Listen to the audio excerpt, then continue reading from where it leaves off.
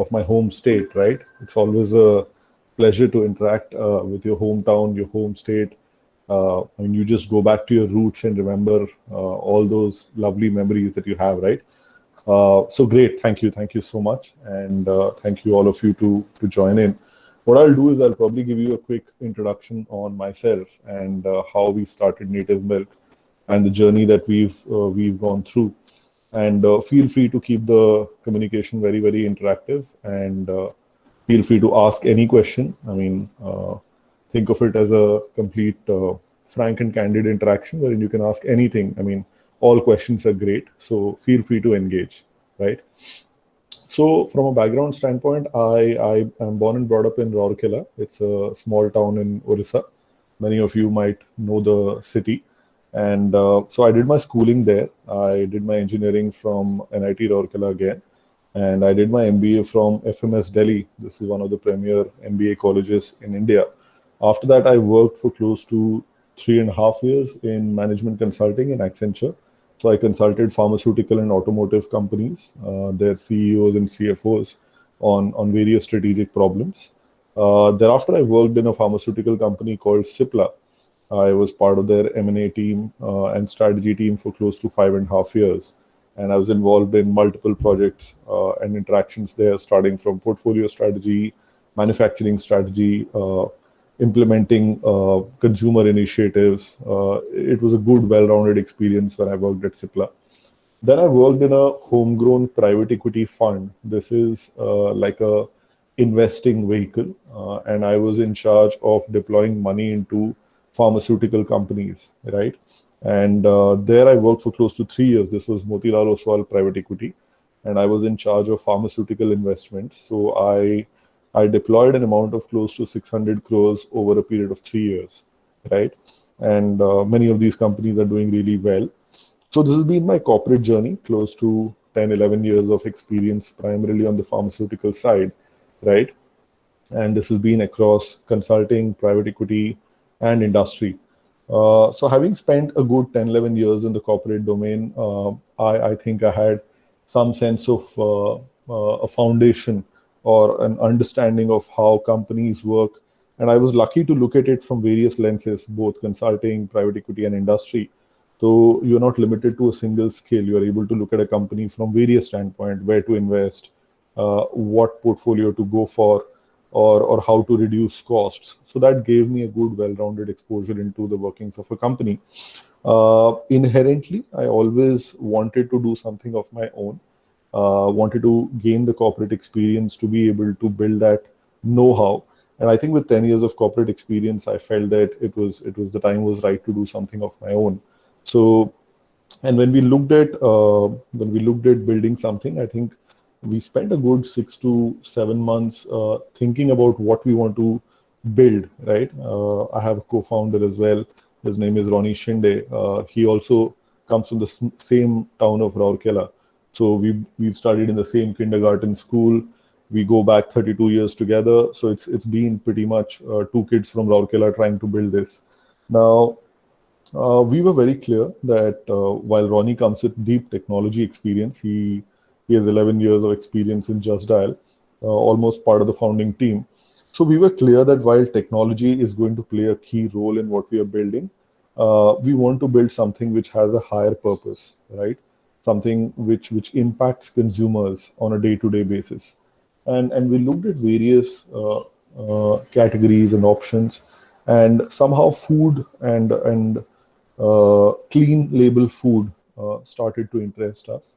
And when we took a little bit of deep dive into that, we were intrigued by the breakfast table segment, and within that, we found dairy to be a good fitment to our interests. A little bit of that comes from the fact that when we come from a state like Orissa, and you come and work in Bombay for 10 years, suddenly you start seeing that stuff like milk, stuff like your basic essential food starts tasting a little differently, right? I mean, we get very pure stuff in cities like Rourkela or Cuttack or Bhubaneswar for that matter. While when you move to metros like Delhi, Bombay, it's all processed food, right? So you start feeling that difference in taste, texture, etc., and you start feeling that plasticky feel of what the milk is. When we did a quick market survey, we found that people were equally worried about the quality of milk that they were consuming. In fact, uh, when my son was born, close to 2.5, 3 years back, the pediatrician here in Bombay told us that don't give him milk. And I was like, I drink 2 glasses of milk every day, morning and evening. Why should I not give him milk? I mean, this is very, very fundamental.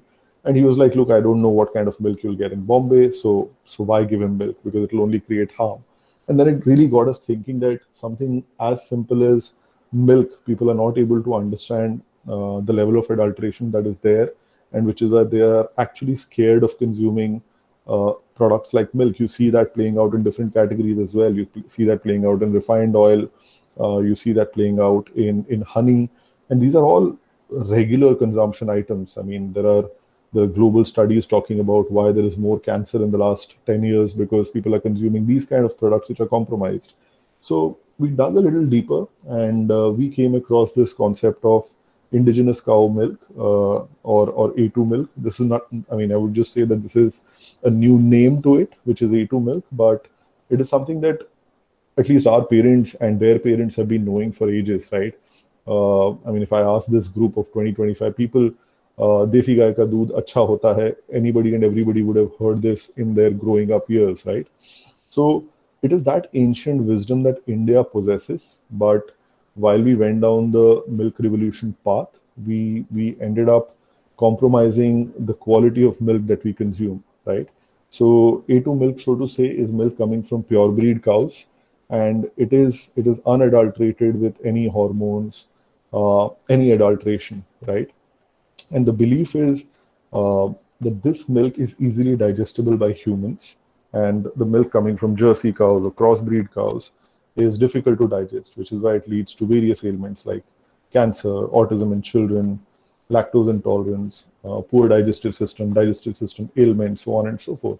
So if you're able to have your supply chain and your product completely clean, wherein you are able to provide to consumers pure breed cows milk straight from the farm to their doorstep, there is a category wherein people will be able to start believing in the brand, right? So that was the key hypothesis, that get a clean product in this category from the farm to people's houses. And if you're able to solve for convenience, that I get that milk to your doorstep.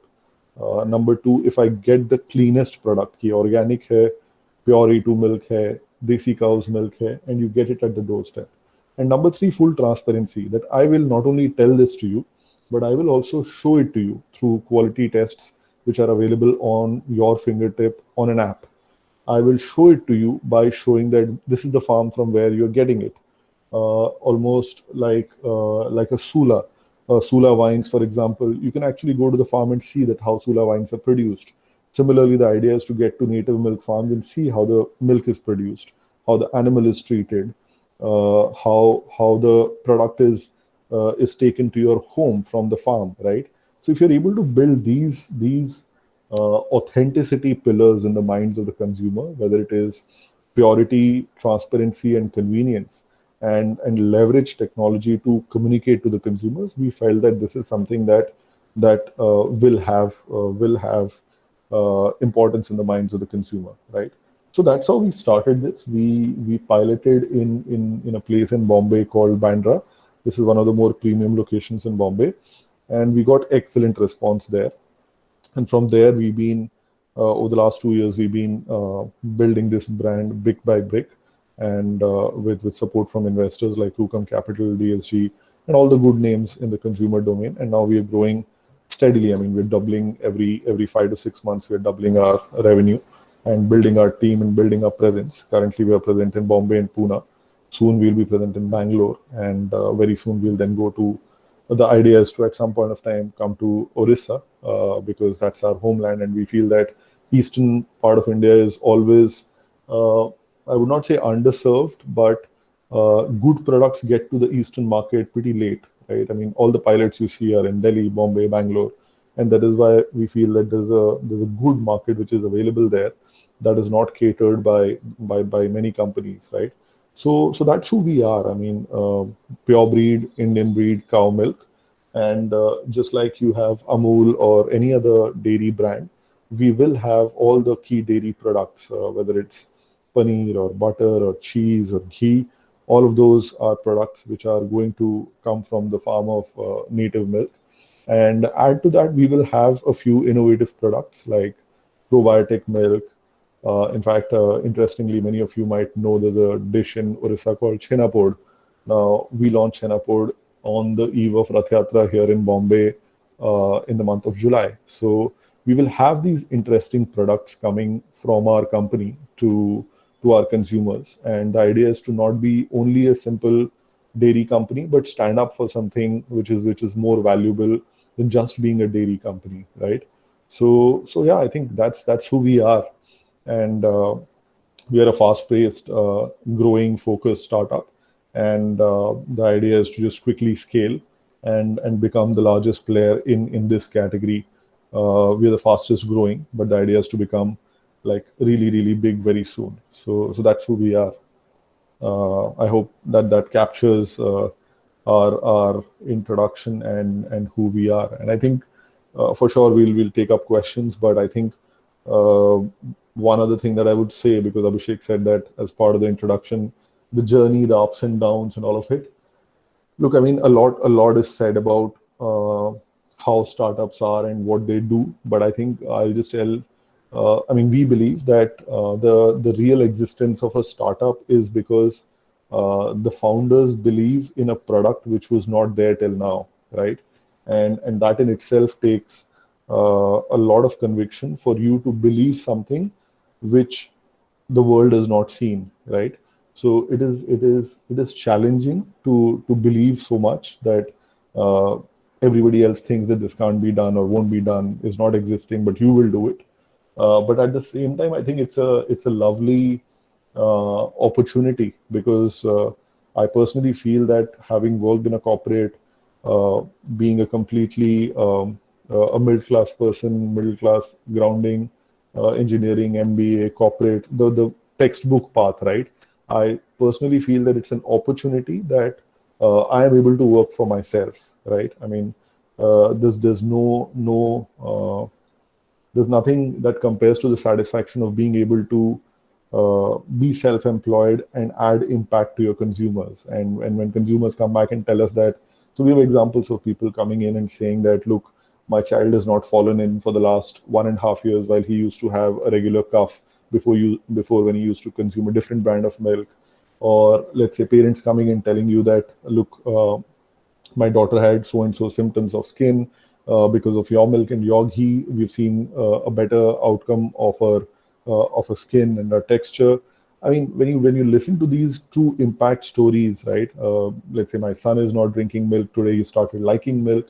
You really start seeing that there is some impact that you're creating, and I think that in the heart of everything is why you do stuff like startups, right? Because you don't do it only for money. I'm sure every one of us are decently endowed with intellectual capacity, so I'm sure we learn well. But it is about believing in something and being able to create an impact. So you have your challenges from scaling up, getting the first few consumers, getting an investor, paying your salaries, but it is far more rewarding to be able to build something that you can say that this is what I have built, right? So that's what I would say is my takeaway on native milk and what we've gone through. Feel free to ask any questions. Happy to answer all of them. Yeah.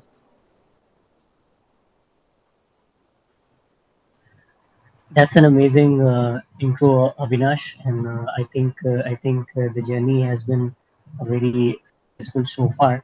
So, Yeah. on behalf of these startups, I would love to understand how did you convince your customers in terms of giving non-adulterated milk? Because as we see, the product market fit is very important to all these startup companies. Yeah. So what are the ways that you took to achieve the product market fit? I'm sure that a lot of other brands, other competitors were also serving the same Sure. in Mumbai. Yeah. So how did you convince your customers And ultimately, how did you convince your investors, and what exactly you shown to investors in front of them, and how did you convince them actually? Sure, sure. No, yeah, I think great question. So from a consumer standpoint, I think how we differentiate is a few things, right? So for example, our packaging is in a eco-friendly paper carton. When you think of dairy companies and milk brands, you typically see pouch milk, right? And that means plastic. Now we come in paper cartons, which is imported from Finland, and it is completely biodegradable, right? And when you look at our milk, we have all the certifications. We are a certified E2 company. Uh, our fat constituent is the highest in Maharashtra for any cow milk brand. And so that's on the product and the packaging standpoint. On the delivery standpoint, we found that there are several nuclear families in Bombay who consume less than 1 liter. So we have a half-liter pack, and there are handful of, in fact, there are a couple of brands only who direct deliver to home who have a half-liter pack. So we ensured that we were able to create a product which interested our audience. So that's on the pack size standpoint. And the last piece is we own our product completely from the farm to the reefer van to the delivery boys who eventually deliver at the customer doorstep. It is all controlled by us. So the articulation of the fact that the milk that we are providing you is completely controlled by Native Milk, while there are other brands who outsource the packaging, who outsource the processing, who outsource the delivery. So you're able to build a very, very compelling story for your consumers that look, if you are trusting us, you're trusting us completely. We are not going to outsource your packaging, we are not going to outsource your delivery. So your experience is going to be only with Native Milk. So any issues you have, the chances of that having happening are lower because we control the full supply chain for you. So when you're talking purity, it is important that you control the full supply chain, certifications, last mile delivery, flexibility on distribution. These are all very, very important parameters, right? So what this story gave us is it brought interest into the minds of consumer that look, okay, this is a new packaging. They also have a half-liter pack. They're saying they control everything. Let me try out. And for a tryout, we gave them to start with a first 3 days free trial, right? So no harm in trying, right? And what we found is when people started trying us, and let's say the early consumers, it was very, very important that we ensured execution. So I mean, milk is a business wherein you don't see your milkman, right? Because if you start knowing your milkman, there's a problem, because ideally your milkman should just do his job. He should not be, you should not be speaking to him, calling him aapki doodh kahan hai, all of that, right? So we ensured that the execution was completely streamlined, that at no point of time you will have execution wherein a customer will say that मेरे को आज बिना बताए दूध नहीं मिला या time पे you didn't get your milk subscribed, right? So hardcore execution. So one is picking the interest of the consumer with your packaging, your product, your story, and then following the promise through with basically hardcore execution. I think those are the two things that really first got us the revenues. The second question you asked was with regards to investors. I think these days, at a high level, if I were to tell you, uh, capital is not a huge concern, right? I mean, which is why it is important that you know what you're building. And if you're building a quality business wherein there is a need, there is a product market fit, there is good economics, there's a possibility of you having substantial margin in your product, and you are able to exhibit that customers, and that's virtuous cycle is working, that customers are coming in, your marketing costs are going down, your margins can be created. I think if you're building that quality of business, uh, you will attract investors, right? And then it is on you, on how to build that story, and the founding team basically to impress upon the investors on why they are the right team to bet, right? Why should they bet on you versus any other company or any other founding team? Because founders are meant to be resourceful. You need to build that story and vision for your investors, because they're going to put money on the table, right? So it's important for them to gain conviction. So you should be able to convince them that, okay, this is the story. I have got this traction. I've got so many consumers. This is why this story is working. I'm on the path of growth. And I think I am the right person to do it. If you're able to articulate, and not only articulate, if you're able to exhibit these things, I think these days capital is less of a concern, because if you are building the right business, for sure capital will come to you. Thanks, Avinash. Yeah. Thanks for giving us information. So now floor is open to everyone. Startups can go ahead with their questions. So I see Vibhuti has raised his hand. Vibhuti, you can go ahead. Yeah, hi Avinash sir. Actually, my question is when you reached out to your customer, so what was the area you did trial and you reached out to them with your own capital? Did you at that time you were at bootstrap stage or you were funded? Sure. So we received funding, or we reached out and then received funding after hitting a 1 crore sales number, right? I mean, we're doing close to 7-8 lakhs a month when we closed this round of funding. Before that, it was our own capital. So between me and my co-founder, we put in close to 60-70 lakhs of our own money, right? And when I'm saying old money, savings, friends and family, completely bootstrapped, right? Because it is important that, I mean, I personally felt that it was important that you have to have skin in the game, in the sense that unless you are betting your own money and seeing that experiments play out, uh, investors might not take a bet on you, right? These days, you also get funding at idea stages, but we felt that once you are gaining and getting to some revenue numbers, you're actually having sales coming into the company, then your conviction and what you the dialogue that you have with investors is a lot more interesting. Because for example, Vibhuti, if you are an investor and I'm coming and telling you that, look, मेरे को A2 मिल में company खड़ा करना है, and you have capital, you will think, अच्छा ठीक है, okay, this guy is coming, he's asking me, give me so and so, so much amount, so much equity, etc. But he's not done anything, right? Beyond an idea, he's not done anything. Now, if I come and or somebody comes and tells you that, look, here's a company which is doing 1 crore of sales and it has decent founding team, why don't you look at it? From your standpoint or an investor standpoint, that risk of betting on this entity is lowered significantly, because you know that there is revenue happening. So something is clicking with the consumers. Otherwise, why would there be revenue? And the company has progressed beyond the initial, what do you say, initial ambiguity, wherein you are trying to create your your collateral or your marketing material, your basic customer acquisition story is behind you to some extent. So I would say that, I mean, obviously we bootstrapped till we were 7-8 lakhs per month revenue, which is around 1 crore of annual revenue.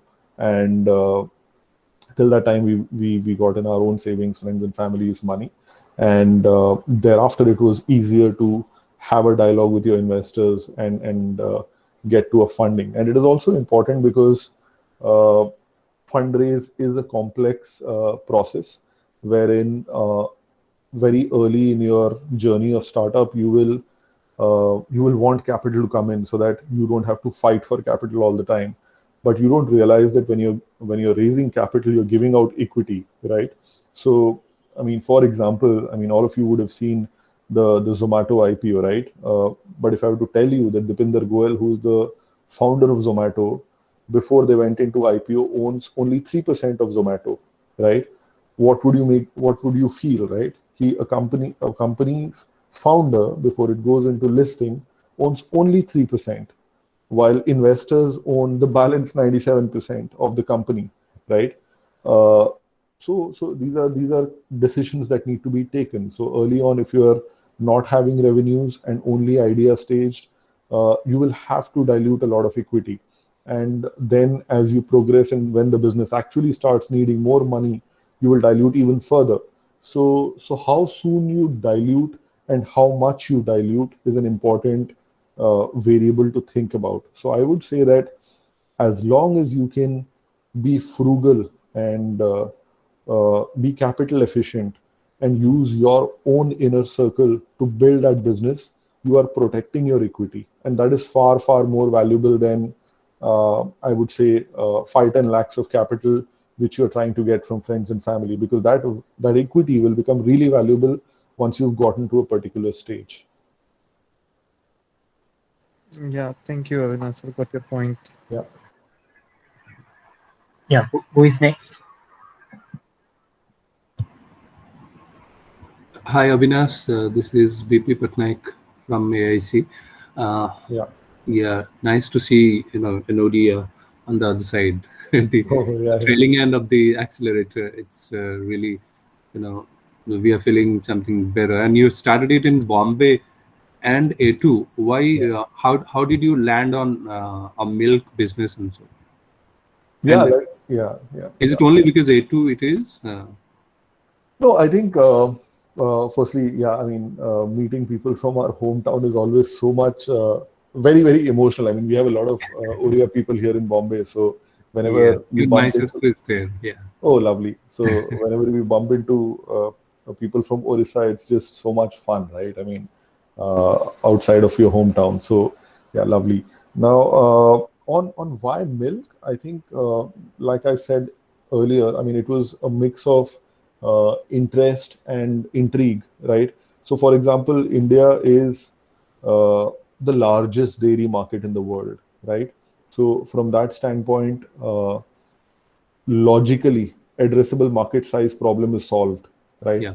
Uh, I mean, Abhishek would tell you more than me. There's a concept known as avocado startup, right? Just for the knowledge of everyone, avocado startup is a startup uh, which is similar to avocado. You think that avocado is a great trend, everybody's having avocado, but when you really look into the numbers, it's a very, very small number, right? So an avocado startup is which is solving for something really small. So when you look at dairy, education, or these kind of markets in India, the addressable market is completely solved. You're not worried about कि इसका market है या नहीं, firstly, right? So that was a good logical trigger. And like I said, we looked at the breakfast food table segment, and we found that a large addressable market size, wherein there is a doubt in the mind of a consumer that what I'm consuming is not right. If that exists, that is a good fertile soil for a brand to germinate. I mean, that's the hypothesis that we had. And you can take those examples in, let's say, oil for that matter. Today, you have several brands talking about cold press oil, kachi ghani oil. You're seeing a lot of that coming out. So when we started this 2.5, 3 years back, the idea was large addressable market size, doubt in the minds of consumer that what I'm consuming is not right. If you intersect these two, and if you are able to give the consumer what is right, there is something, then the magic starts to happen because the consumer starts believing in your story, and then you're one step into the journey of a brand, right? So that was one key reason when we filtered the objectives. Also, when you globally look at examples of stories which have already been executed, for example, there's a company known as A2 Milk Company. Now, this company was started in Australia, New Zealand back in 2007, 2008. And between then and now, it is the best performing stock globally in the last 10 years. So it has grown 160 times in the last 10 years. So you see that there is an example of the story having played out globally also, right? And then it is ironical that India, जहाँ पे सबसे ज़्यादा milk people consume करते हैं, you've not been able to innovate or create that brand, right? So when we looked at these two, three things, that addressable market size, doubt in the minds of consumer, ability to create a brand, a global story which has already happened, you felt that this is doable. And I think one thing led to other. We started off with a sampling in one location of Bombay. We moved strength to strength, and now we're getting good customer traction. So it was in a way 70-80% of logical thinking and then 20% of leap of faith. कि करके देखते हैं. Okay. So how far this free trial has been converted? What is the percentage? And had you, see the trouble of converting, or you were just looking at the premium segment, or you tried also converting 20 rupees half a liter to 60 rupees half a liter kind of thing? So currently our lead to liter conversion is roughly around 13-14%. So for every 100 leads who come in for a free trial, we get around 13-14 liters of conversion, right? And the dropping of conversion is because of, let's say, somebody finds it expensive, somebody finds that this is just an exploratory trial, so on and so forth, right? So you're correct that we started off being a premium brand because we are priced at 99 rupees per liter, which is almost double the price of what normal milk would cost, 45 to 50 rupees per liter. So we targeted the premium segment, and we really, even today, we are really going after them, right?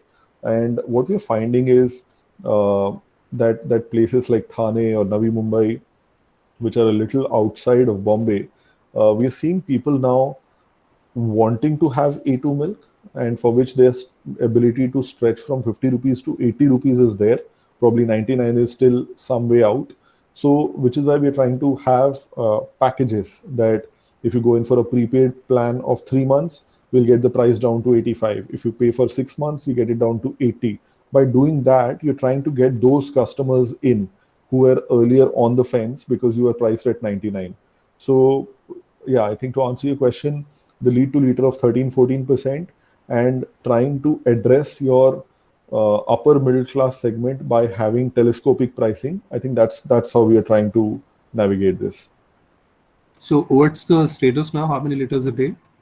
So we're doing around 1,000 liters a day. We're very small that ways, but if you just look at Bombay, this is 1,000 liters per day. And the idea is that the largest direct to home brands for that matter, let's say you look at Pride of Cows or Sarda Farms, these are people who are there in Bombay for the last 10 years now. Pride of Cows does around 15,000 liters per day. So if in 10 years somebody has gotten to 50,000 and in 1.5 to 2 years you've gotten to 1,000, the idea is that there is some switch happening, right? And if you can short circuit that growth path in the next 3 to 4 years, then I think, and that's then when the story starts getting really interesting.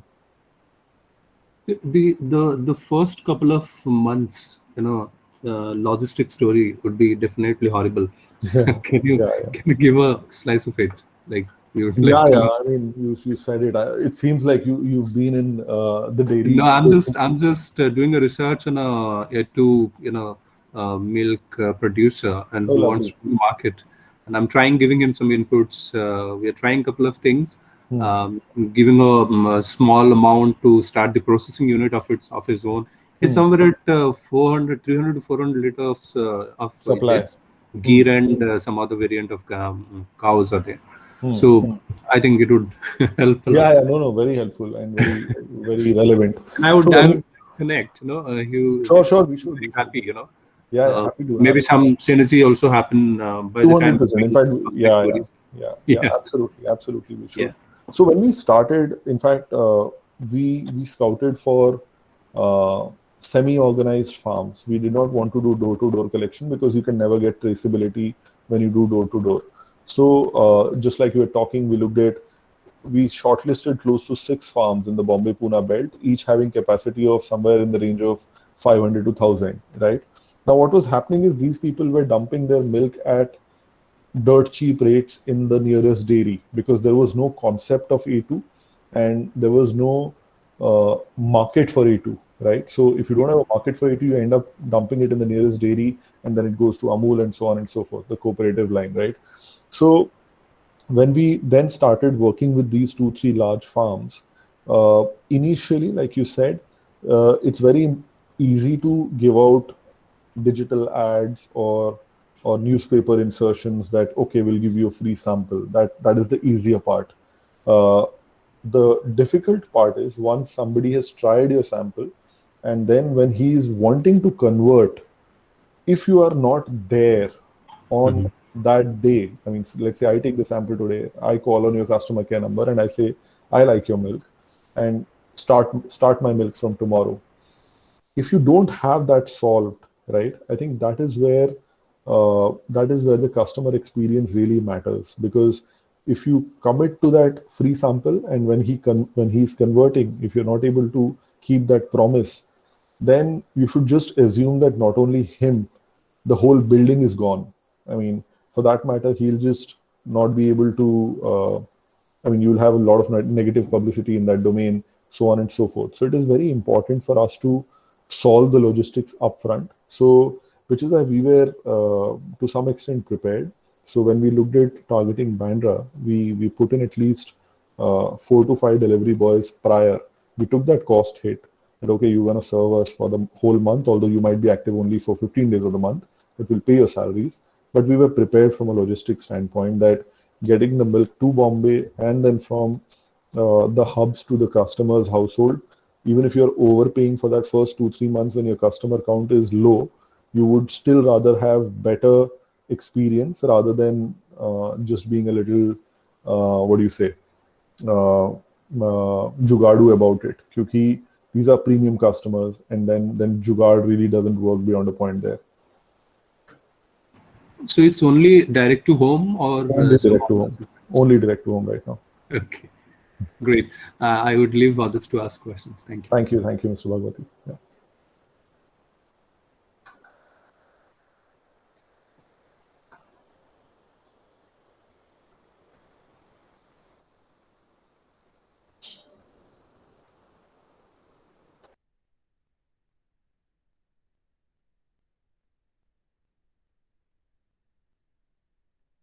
Yeah, Shitanshu, please go ahead. Hello, everyone. Hope I am audible, right? Yeah. Hi, Yes. Avinash. Good evening. Hi, good evening. Yeah, I'm the founder of Job School Apogee CTS LLP. We are into EdTech, and you have been speaking all good things about EdTech because that is also in the boom during the pandemic, right? Yeah. So my simple question, as you very rightly pointed out, any question, we are free to ask anything and everything on the table as you are open to it. So, right, how to take the journey from being bootstrapping to getting funded?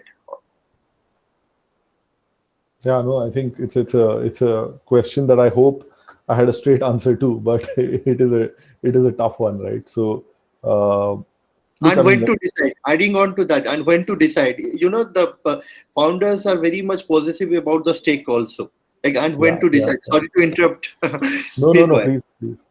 No, I think so. Yeah, you said how to move from bootstrapping to funding, external funding, and when to decide. So yeah, I think the short answer to when to decide is very clear: when you run out of money.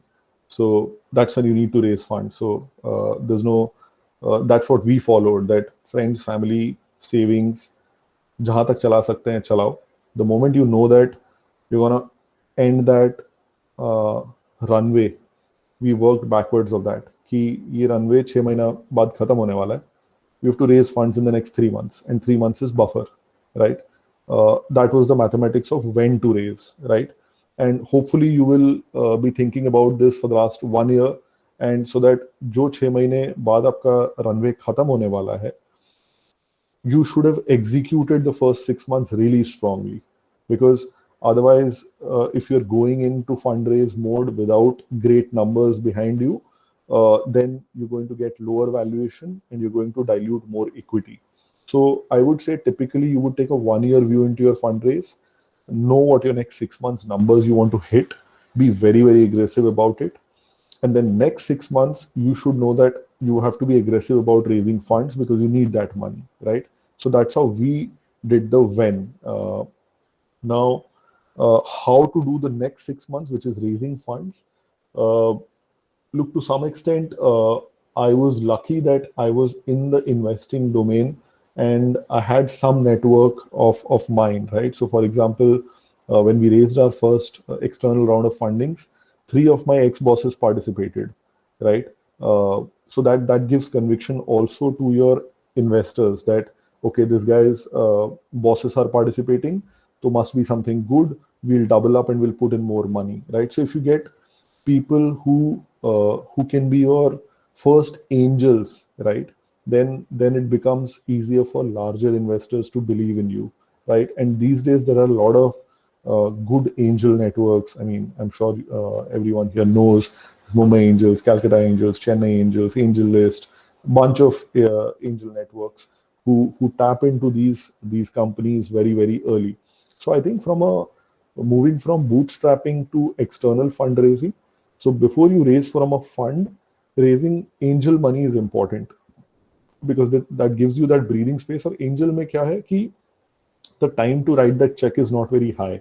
When you go to a Mumbai Angels network, आपका presentation ready हो जाता है, you give 2 or 3 pitches, and then hopefully if your pitch is compelling and you're doing the right things, you will get to know from that investor fraternity that, okay, we have interest, right? So that is a quick check-in. So for example, we did a couple of angel networks and we got our first commitment of 25-30 lakhs in the first 1 week, right? So that gives you breathing space. कि चलो 25 आ गया, अभी 4-5 महीना we can really do business growth as well as fundraise. So from bootstrapping to angel networks is always a very, very easy avenue of capital that one should tap into.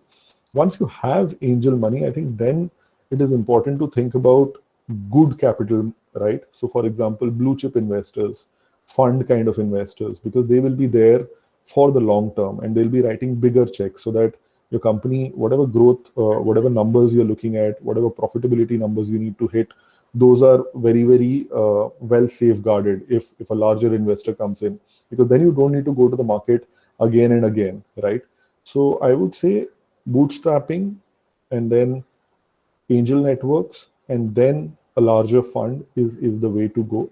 And for sure, I think as founders, the idea is to build a network all the time. So if I'm talking to you, this conversation is important because I am building a network with you, right? And what I leave behind and what you leave behind in this conversation is what we will remember, let's say 2 months later when we talk, right? So being at it from a network standpoint while we are building the company is very important, because we've seen initial interests coming in from those kind of conversations. If it's not friends, family, ex-bosses, it'll be inner circle of network. For example, in our first round of angels, apart from our ex-bosses, one of our fifth consumer participated, right? Our fifth consumer participated in it was not a very big check. It was a small check, but it helps that here is a consumer who is willing to bet on the brand. And the reason why the consumer was willing to bet was because the first few 100 customers that we had, I have personally done the customer calling, right? So they would like the fact that let's say the founder is taking so much interest in the business, right? So those kind of things. And I mean, I'm sure this is nothing new, but I think these are basically the thumb rules how we go about looking at fundraise. Okay, it has been brilliantly answered, I must say that. But if time permits, I would like to take the consent from the organizing team that 1 or 2 follow-up questions are there. Can I? Abhishek? Okay. Yeah, go ahead. Yeah, Avinash, as I have said that it is really insightful, but I beg to slightly differ at some point of time. Why I will tell you, because hustling entrepreneurs like us, we keep on earning knowledge like anything. We just go and attend sessions wherever we get knowledge related to funding, related to anything and everything on the table related to entrepreneurship, right? Yeah. What we of course we gain a lot of knowledge. At times we also get confused, Information overload. Yeah. Right. Most of the times I have heard also, not most of the times, it's the other way around. Whatever you said is pertinent and correct, and some founders, some other speakers have also spoken it's better to take the investment when you are having good flow of funds, instead of waiting for the moment that you are running short of funds. Getting it? So, Yeah. so what would be the ideal state? We get confused at times. No, bilkul. I think absolutely right question. So there are 3 variables at work, Sitanshu here. Number 1 is how much capital do you have, right?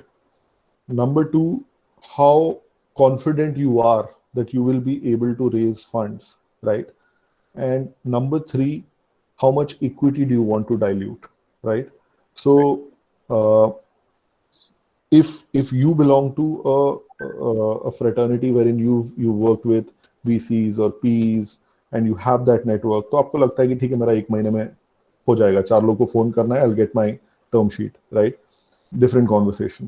If I belong to a fraternity wherein I come from, let's say, technology or pharmaceutical background, and I've not interacted with these investors or angel networks, I will buffer more, right? What you're saying that you should have steady flow of capital before you raise funds, 100% correct. But how much before your fundraise, your funds end up is a judgment call, right? Because if you're out of funds or almost out of funds, then you'll have no negotiation power. So how much buffer to keep while you start hitting the market is an important variable to take. Now, what happens is if you underestimate how much time it will take, you might run out of funds. If you overestimate, you will raise early and you will dilute more. क्योंकि आपकी company छोटी होगी, your valuation number will be smaller, your equity hit will be higher, right? So it is, I would say, it is a tough scenario wherein you have 3 variables operating, and I can guarantee you that, I mean, all 3 variables being optimized is almost next to impossible, right? So you'll have to live with the fact that अगर 2 महीना पहले fundraise हो गया और 10% या 5% ज़्यादा dilute हो गया, I mean, I'll make it up in the next round. I'll execute more, right? I'll execute faster. That's how you'll have to look at it. Thank you so much. It means a lot. And as you said, that the founder should keep the ego aside, and they should be the first salesperson in the team or the organization. Absolutely. I appreciate your kind words, and I also believe in that. And hopefully we'll stay connected. I have already sent you the request. Kindly do accept. Thank you. 100%, Sudhanshu. Lovely talking to you. Same here. Same here. Thanks a lot.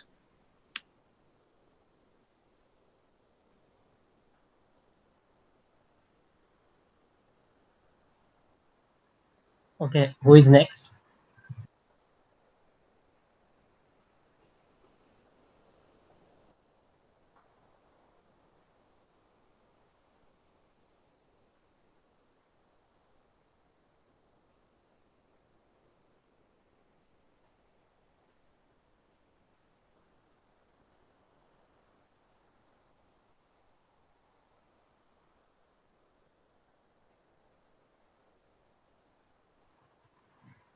I think there is no question.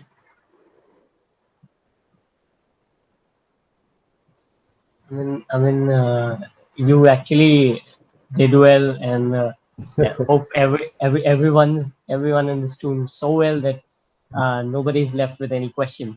I hope so. Yeah.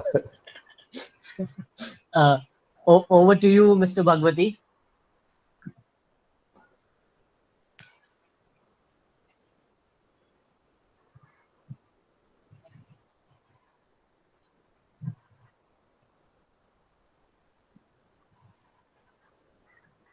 So before I wrap up the overall from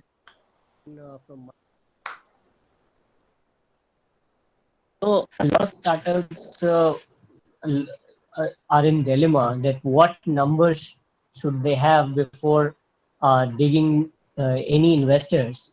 So what you feel, what is the right number, I mean, in terms of net sales, so that they can dig the investors' door to get investments? Yeah. So look, Abhishek, there's no right number here, because I'll tell you examples that I have personally seen. So there are companies wherein people have raised 10 to 12 crores on the founder actually just thinking that I want to start a company, right? These are examples of people who have who've quit places like Flipkart, Myntra, Jabong, marketing heads, coming and then forming their own companies just because they've been in that category and they've been leadership positions. Investors are confident, so they get funding at idea stage, and they obviously come in at slightly vintaged age, right? So that is one spectrum. Then there is the other spectrum who who have savings of their own, right? And then they want to run the company on their own and not raise any funds for significant period of time. And then investors actually chase these companies. कि अरे ये company profitable है, feasible है, यहाँ तो पैसा बनना ही है. So they will offer you money. So this is the extreme of the spectrum that we are talking about. One side, idea stage funding, if your credentials are rock solid. One side, investors chasing you because you've built a business on your own capital with great capital efficiency. So I would say these are the extreme spectrums. Now, what actually happens in life is somewhere in the middle, right? That you end up getting to a 50-60 lakh kind of a number. Let's say a monthly number of 5 to 10 lakhs is somewhere. You clearly see that market may I'm getting some traction, and that is when investors will start looking at you meaningfully. So I would personally see that, I mean, if you're looking at consumer brands, having a sale run rate of somewhere in the range of 7 to 15 lakhs is a good number, wherein you should push yourself to get to that number on a monthly basis on your own bootstrapped capacity. And if you're able to get there, I think 75 lakhs to a crore is a good number, and you can actually have a meaningful conversation with an investor on what kind of valuation, what kind of dilution, so on and so forth. Okay, sure. And the follow-up question is, what should be the month-on-month growth? I'm sure that depends business to business, but I would ask say that what should be the ideal number? Yeah, I mean, somewhere in the range of, I mean, these days, somewhere in the range of 10 to 20% month-on-month is something that is almost par for course. मतलब इतना तो होना ही चाहिए, right? And then there are outliers कि COVID हो गया तो Grandma's Kada has hit 100% growth month-on-month, or some nutraceutical company has grown 50% month-on-month. Those are exceptions, but solid 10 to 20% growth month-on-month number is difficult to ignore for an investor at any point of time. Right. Thanks, Avinash. Thanks to join this session and to give a very wonderful insights and your views on different aspects. I think it did well, and I'm sure that a lot of startups have got benefited through this. So once again, thank you so much that you just a second. Yeah, please go ahead. Hi, I just wanted to ask: have you started, investing a part of your time on startups and other people? They're like. No, we are very small, yeah, Bhagwati. I mean, we're very, very small. So, trust me, I had to cut this down from 2 hours to 1 hour. So, yeah, I mean, all those creative pursuits of investing in startups or mentoring people, I think we need to get our own house really solid. So we are at least a couple of years away from looking at anything apart from our own business. Okay, good. Yeah. No, but at least put some blogs on your own, Yeah. even tried and proven. Tried and proven, and it's reserved for you. You can just put a blog, so some comparatives will take out of it. That thought is 100% there. Thank you so much. Thank you. Nice having you on board. Thanks everyone. Thanks everyone. Thank you, Abhishek, for the opportunity. Thank you so much. Bye-bye.